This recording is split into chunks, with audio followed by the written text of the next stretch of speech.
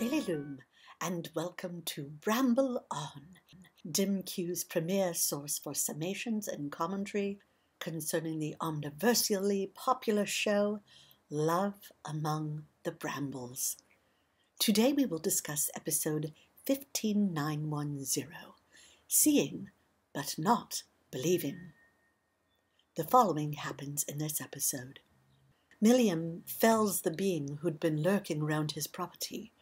It turns out it was one Dodd Hoskins, the human who Nanny Nettlebottom rescued from a car accident.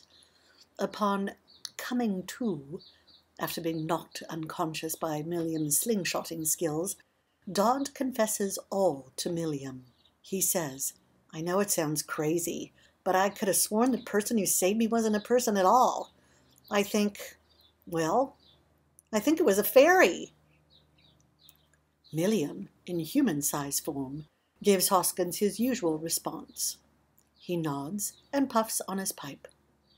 Magnolia is frustrated by Viola's successful efforts to keep up with the impossible workload facing her. Prince Raffia is unimpressed by Magnolia's progress and threatens to cut her out of his scheme.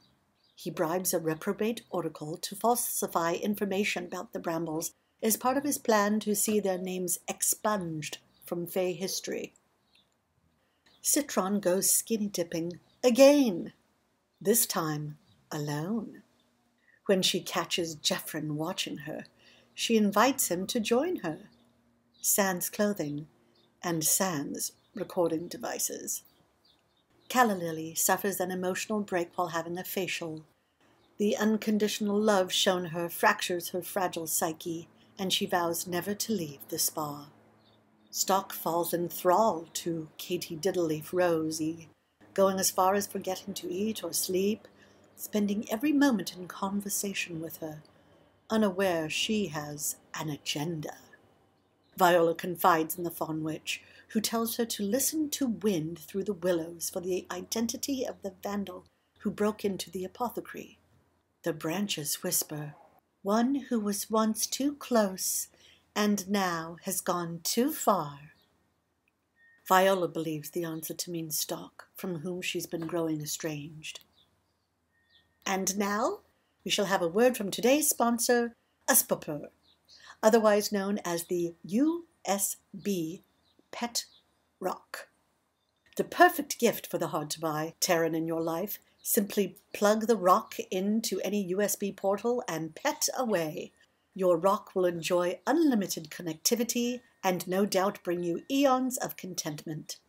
Paint a funny face on the rock to make you smile. And if your computer ever makes you sad or angry, you can always throw the rock through the monitor screen. As you can see, it's much more than just a pet. It is a rock for all reasons and all seasons. Now, let's return to episode 15910, Seeing But Not Believing. This episode received a rating of 5 mushrooms, and as always, I'm keen to hear your thoughts and questions. I admit I was in shock to find out the creature lurking around Milliam's property was that human nanny saved from the auto accident. Great plot twist, as always. The fact that this Mr. Hoskins thinks he saw a fairy takes things to the next level. I'm so excited for next week. Yes, that was indeed a very exciting plot twist about the motorist being the creature that was lurking around Old Mill's property. One can only speculate as to what this will mean and how this will affect the Seelie and Unseelie court. To be sure, as we've stated before, Nanny Nettlebottom's decision to save the motorist will have consequences far-reaching. Hello, this is Margaret Mayhem, and I have a comment for you about Brambles. You know, I realize Magnolia's always been painted as a scheming bad girl, but don't you think she's a little out of her league with Prince Raffia? I mean, he's a high-ranking member of the Unseelie court. Magnolia, yes, she does fancy herself something of a rough customer, but I agree.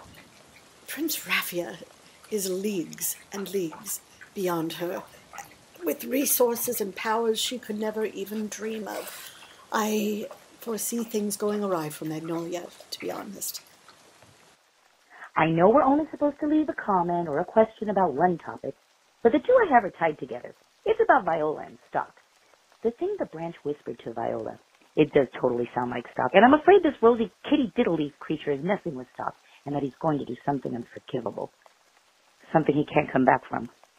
Do you think this spells the end for him and Viola? I understand and agree that your question is twofold, or comment, I should say.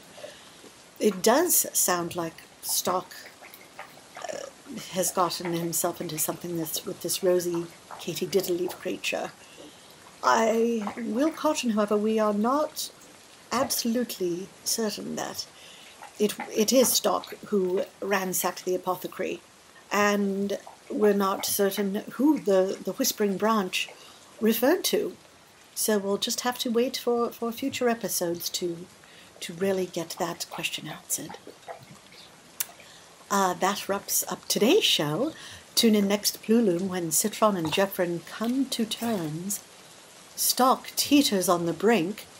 The human, Dodd Hoskins, gets an answer from Milliam, and Viola realizes how sheltered her family has been. I look forward to sharing the latest episode of LATB with you next time. For now, as always, keep calm and bramble on.